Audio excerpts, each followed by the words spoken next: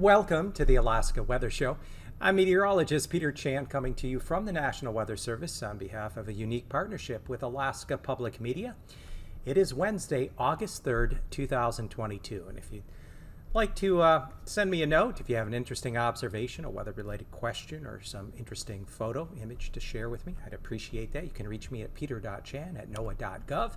And as always, if you'd like additional weather information, on top of what I provide in this broadcast, you can go to weather.gov, and that is the National Weather Service's online present website. You can go to this map of the continental U.S. with Alaska and Hawaii in the lower left, and you just point and click on that map, and it'll bring up the forecast, any relevant watches, warnings, or advisories for that location. So it's a great way to check up on the weather that may be affecting friends and family anywhere in the country. And looking at the map this afternoon, we have heat advisories extended from parts of the Northeast all the way down the Ohio Valley into the southern plains. A couple of severe thunderstorm watches from southeast lower Michigan down to parts of Illinois and Missouri. Further west, flash flood watches across a good chunk there of central Nevada. And red flag warnings in pink up there through the Pacific Northwest and Montana for extreme fire danger that could lead to rapid spread of any fires that might start up there. Well, here in Alaska, we got some changing weather that's going to lead to a pattern change with quite a few impacts here as we go through the end of this weekend, and then into the middle of next week. I could see some high surf develop here Thursday through Saturday along the northwest coast into Kotzebue Sound, especially north side there of the Seward Peninsula, as a cold front will be pushing through the region and turning winds around to the west-northwest. Could bring some early season light snow accumulations to parts of the Brooks Range, and then we're seeing an atmospheric river that could bring 1 to 4 inches of rainfall to the northeastern Gulf Coast and northern half of the Panhandle Friday and Saturday, especially in through those coastal mountains. There are a number of important community events going on this weekend in Juneau and down toward Ketchikan that could be impacted by this weather. And then overall, we're going to see a stronger system with some even colder air aloft to move in here August 8th through the 10th. That's the early middle part of next week. That could bring additional rainfall and some mid to higher elevation snows, which would translate to likely ending the fire weather season for sure here over this weekend and early next week.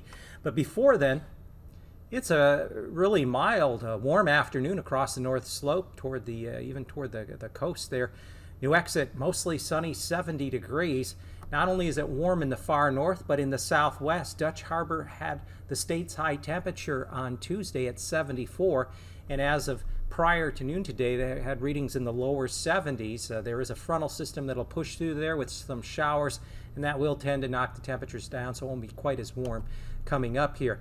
Also, another warm location, Anchorage Bowl on up through the lower Mat-Su Valley. That includes Palmer, Wasilla, Willow, temperatures above 70. So get out, enjoy the 70-degree weather, because I'm afraid after today and perhaps tomorrow, that may be it for south central areas. That may be the warmest day today that we see the rest of this summer. Not 100% sure, but probably. Wrangell, getting some light rain, 55 degrees. Some pretty good rainfall came through in a short period of time around Juneau yesterday at this time, with nearly an inch of rainfall recorded in Juneau over the past 36 hours. But the rain will be letting up. There could be some areas of fog develop tonight if any clearing occurs there, especially in through the southern panhandle. Quick check of the fire danger and the fire weather update. The Yukon Flats have a little bit of an increased fire potential through Thursday. There's some hot spots that show up on the satellite imagery that indicate sensing a fire in progress remotely using satellite technology. But other parts of the interior do have some moderate potential, but the good news is that overall the fire danger will continue to shrink. And Friday into Saturday is going to bring in a significant pattern change, bringing cooler and wetter weather to much of the mainland, and this will likely bring an effective end to the fire season in Alaska. And if that doesn't do it, definitely next week, Tuesday through Thursday, there's going to be a more potent system with even colder air and a better chance of producing some early season snowfalls in some areas. You can see fire danger still very high up there around the Yukon Flats, but that's about it. At least areas further in through the southwest and south central have really the fire danger has really dampened, and it will continue to do so with the weather we have coming up. We have the main low that's out there in the bearing. You can see the counterclockwise circulation. The low center is still just southwest of St. Matthew. We have an occluded front working its way into the southwest coast, pushing across the eastern Aleutians. That's why it's been so warm the past couple of days in Dutch Harbor. And then further north, we've had warming temperatures up there along well north of the Yukon River up through the North Slope, out ahead of the next cold front that'll be dropping northwest to southeast from out of eastern Russia and the Arctic Ocean. So here is the low as of this afternoon, with the frontal system extending out just off the southwest coast and creeping up into the Alaska Peninsula. Still a few lingering showers up across the southern panhandle. And as I mentioned, there could be some areas of fog try to develop in through the panhandle there with any clearing. Also could be a few areas of fog develop across the interior where there are any areas of moisture, low-level moisture that remain, especially with some of the clearing skies. It's just that time of year as we get into late summer, early fall. There's the low early on Thursday morning, around 4 a.m. near St. Matthew, with the frontal system pushing inland. It will weaken as it comes into the interior, but it will have with it some areas of rain and showers. There's that low that's south of the central Aleutians. That energy is heading northeastward, will scoot just south of the Alaska Peninsula, emerging into the Gulf Friday into Saturday. That's an atmospheric river that could really dump that rain, 1 to 4 inches of rainfall Friday into Saturday across parts of the northeastern Gulf Coast in the northern half of the Panhandle. So stay tuned to forecast there, because that could really impact a number of the community events. Meanwhile, colder air will be spilling into the northwest side of the state, and all just kind of getting incorporated, these systems drawing in the cooler temperatures across the mainland along with the wetter pattern.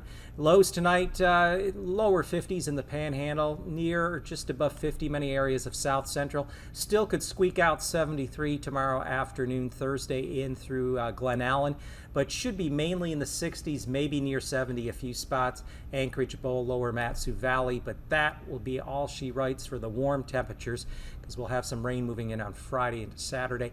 Lower 50s here across much of the region Friday morning in the south, and then Friday afternoon, notice highs upper 50s, lower 60s across the region, both Panhandle and South Central, so not nearly as warm. Across the far north, we see lows still around or just above 50 in through the Yukon River Valley, and even up there along the Arctic coast, lows in the 40s, so relatively mild. Thursday afternoon, again there along the North Slope, enjoy one more warm day as the cold front is going to be approaching from the west and northwest. Could still see widespread 70s up there between the Alaska Range and the Brooks Range through the middle and upper Yukon Valley. Lows near just above 50 again in the Yukon Valley. Starting to cool a little bit there, upper 30s along the northwest coast. It'll be more notable as we get into Saturday and Sunday. But notice temperatures coming down for 40s for highs there in the northwest and western Seward Peninsula, and coming down across the Yukon Valley. Temperatures may have a tough time hitting 70 at Fort Yukon or Eagle. And after that, don't look for any more 70s. That may be it up there as well. Let's look at lower 50s for lows, upper 40s across the Aleutians and Alaska Peninsula. And then Thursday afternoon, 50s creeping up through the Kuskokwim and Yukon lower valleys there. Generally 50s across the Alaska Peninsula into the Aleutians, so coming down quite a bit from what those readings were around Dutch Harbor. Friday morning, lows upper 40s to near 50 across the southwest interior, as well as the Alaska Peninsula.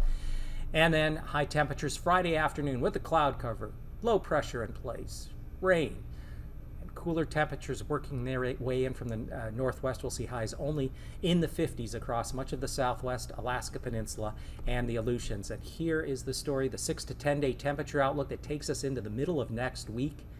Got a bullseye of below to much below normal temperatures right over the central southwest interior, just to the north and west of the Alaska Range. That will spell some snow getting down perhaps into the middle elevations, along with rain. Temperatures 40s and 50s, so backpackers beware if you're venturing out into the high country. Be prepared for wet and colder conditions. And then precipitation may average a bit above normal in the east and especially along the Alcan border, and be a little below normal there along the southwest coast and portions of the Alaska Peninsula and Kodiak Island. But otherwise, bigger pattern changes coming this weekend and into next week that'll likely end the fire season, which has been a busy one. And now, aviation weather around Alaska. It's now time for your aviation weather. If you have a flight planned Thursday or on Friday, we're watching a few different weather systems. The main one, a low pressure near St. Matthew out over the central Bering there, will be pressing eastward with an occluded front working its way across the southwest. Another low will be passing south of the central and eastern Aleutians in the North Pacific and then heading northeastward up into the western Gulf by Friday. And then further north and west, low pressure, cold front and low pressure will be pushing across eastern Russia up there toward the Bering Strait and then developing into the west side of the state Friday night into Saturday. That's going to be a more potent system here to impact the area over the weekend. And there'll be yet another northern system dropping in from the northwest as we go into early next week. So definitely some active weather. For Thursday afternoon, an isolated thunderstorm could pop up along the eastern Alaska range toward eastward into the Alcan border. Otherwise, IFR conditions, Norton Sound, South Seward Peninsula down into the lower YK deltas, and then across the Alaska Peninsula, Kodiak Island, southwestward into the eastern Aleutians. Friday morning, we're going to see the IFR conditions expanding along the Gulf Coast and then also up into portions of the interior along and just northeast of the Alaska Range back through the southwest, south side of the Brooks Range, east of Kotzebue, and then also areas along the northwest coast and the Bering Strait. Friday afternoon, look for IFR conditions across portions of central northern panhandle, northeastern Gulf, back up in through the Talkeetna Mountains, Mat-Su Valley, central Alaska Range, and then the west side of the state as that next system drops in from the northwest, a cold front and low pressure along the Russian coast. That'll be the next main weather maker for the weekend. Anatuvik Pass as well as Adigan Pass should see VFR conditions throughout the day on Thursday. Lake Clark, MVFR. Merrill will see VFR conditions becoming MVFR as that frontal system pushes further northeastward up into south central areas of the state from the southwest. And then Thursday afternoon, Rainy Pass, VFR becoming MVFR. Same thing for Windy Pass, VFR conditions becoming MVFR by afternoon. Isabel Pass should generally be able to hold on to VFR conditions, but an isolated thunderstorm could pop up in vicinity of the pass there Thursday afternoon, early evening. Same thing for Matasta Pass, generally VFR, but an isolated storm could develop in vicinity of the pass as we go through Thursday afternoon and evening. Tanita Pass, generally VFR conditions. Portage Pass, we are looking for VFR on the west entrance, but VFR becoming MVFR along the east entrance. And then finally, Chilkoot and White should generally hold on to MVFR conditions on Thursday. Quick check of freezing levels. We have the lowest freezing levels there out through the eastern Bering, just west of the YK deltas in the vicinity, west of Nunavik Island near St. Matthew, 6,000 feet aloft. And we see freezing levels bump up to 12,000 feet across the Alaska Peninsula, Kodiak Island, and generally running around 10,000 feet across the central mainland. There will be the potential for some isolated moderate icing over portions of the panhandle up into northwest Canada, 10,000 to 16,000 feet, and then with the low that's back there toward the eastern Bering and the frontal system working its way into the southwest and across the Alaska Peninsula between 13,000 and a flight level of 20,000 feet. And looking at upper level jet stream winds, 30,000 feet. We have a jet core upwards to 120 knots. Moving up into the southwest coast, especially up through and just west of the west arm of the Alaska Range and north of the Alaska Peninsula.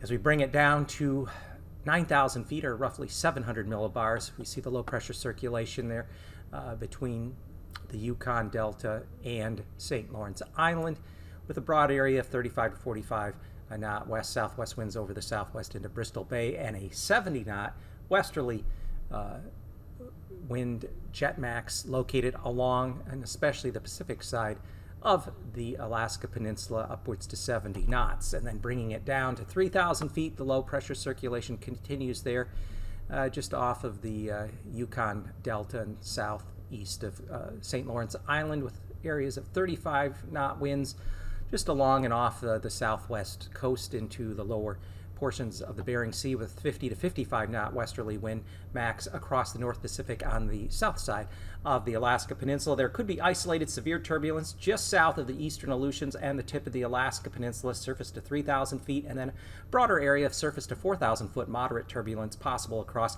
areas of the southwest coast.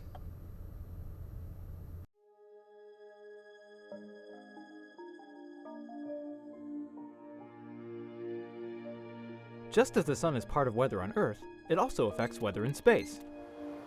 The sun creates solar wind by steadily releasing a flow of plasma particles in all directions around it. Sometimes the sun gives off a flash of light and X-rays. This is known as a solar flare. When massive bursts of particles explode into space, we call it a coronal mass ejection, or CME. When a CME is directed toward Earth, it hits the magnetosphere, the magnetic field around our planet that protects us. If the storm is large, we may even get to enjoy a light display in the sky called the auroras. In space, satellites may be damaged, and astronauts should take cover. On Earth, people do not feel any physical effects. We may lose electricity in some areas, polar flights may be rerouted, and satellite services may be disrupted. While these situations aren't ideal, they are rare and fixable. This is why we will continue to study the sun and its interactions with Earth and the solar system.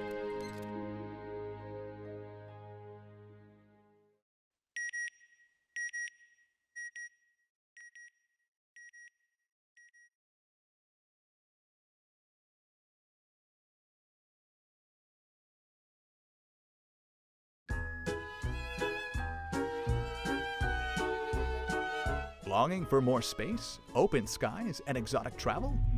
Then look up, about 30 to 600 miles straight up, at the ionosphere, Earth's interface to space.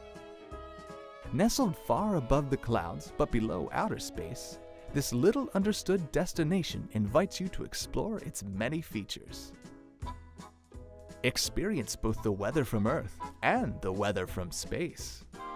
Marvel at the ballet of radio waves and navigation signals, like GPS, leaping through this particle paradise. Sit back, relax, and take in the aurora, some satellites, and the International Space Station as they sail by. And you'll want your camera handy for one of the region's signature features, bright and colorful air glow.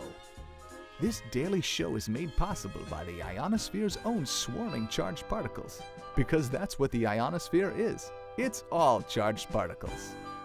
During the day, enjoy the sea of particles, freshly energized by the sun. As the sun sets, this particle party relaxes and the air glow thins. Our quieter nightlife lets you gaze into clearer skies. The ionosphere is in constant motion, an amazing effect of space weather. Don't miss when solar storms rain down. The storm separates the particles even more, making this colorful region delightfully more dense in some places and stunningly sparse in others. And don't forget about storms from Earth below. Your weather from back home also stirs up this one-of-a-kind destination. Experience the unique beauty of every season, as changes in Earth's atmosphere, daily and annually, can create pressure waves, changing the ionosphere's shape and density. Venture to the equator, where our particles are packed in lush and thick. Cruise along a magnetic field line and see how the ionosphere's charged material also interacts with Earth's own magnetic field. Don't miss the superhighway of particles zipping out to space and back down to the planet. This unpredictable parade of charged particles can help you unplug and unwind. This is because the crowd of particles can garble the radio and satellite communications from home. The ionosphere welcomes you to discover more about this little-known region. After all, once you've explored this interface to space, who knows how much farther you'll be able to go.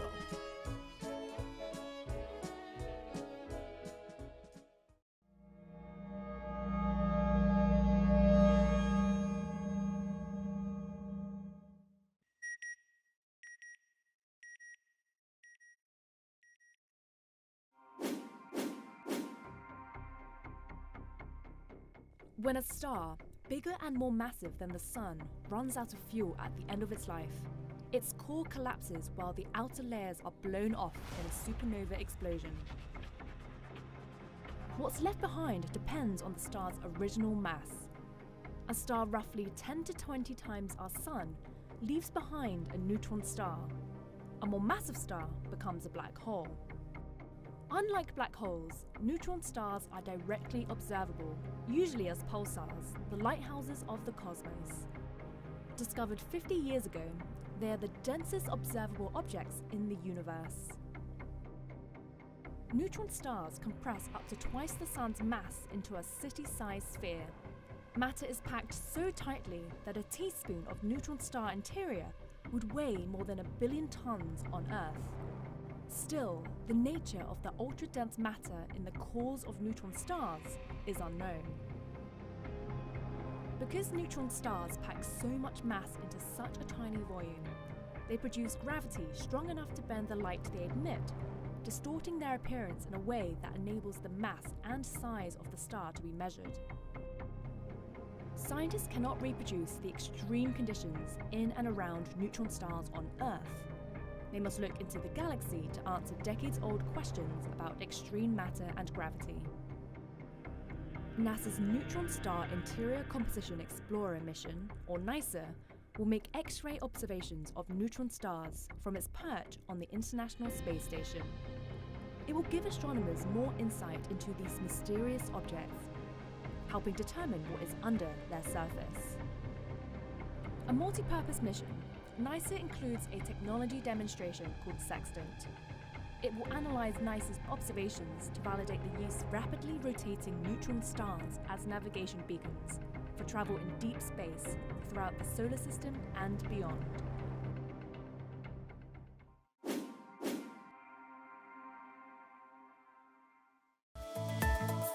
And now, marine weather around Alaska. Welcome back, and it's now time for the marine weather.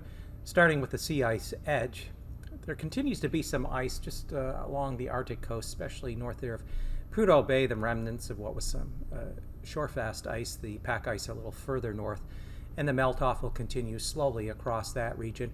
Further west, much of the Chukchi Sea has open water, especially along the northwest coast down into Kotzebue Sound and through the Bering Strait. Still, though, ice remains along and just off the Russian coast, and we continue to expect there just to be a slow melt-off here through the latter half of the summer season. More importantly, getting to the Panhandle, winds are going to be picking up inner channels by Friday. We're looking at winds 10 knots, northwesterly Ketchikan, Metlakatla, but more southerly Petersburg up through Lynn Canal, waves a couple of feet.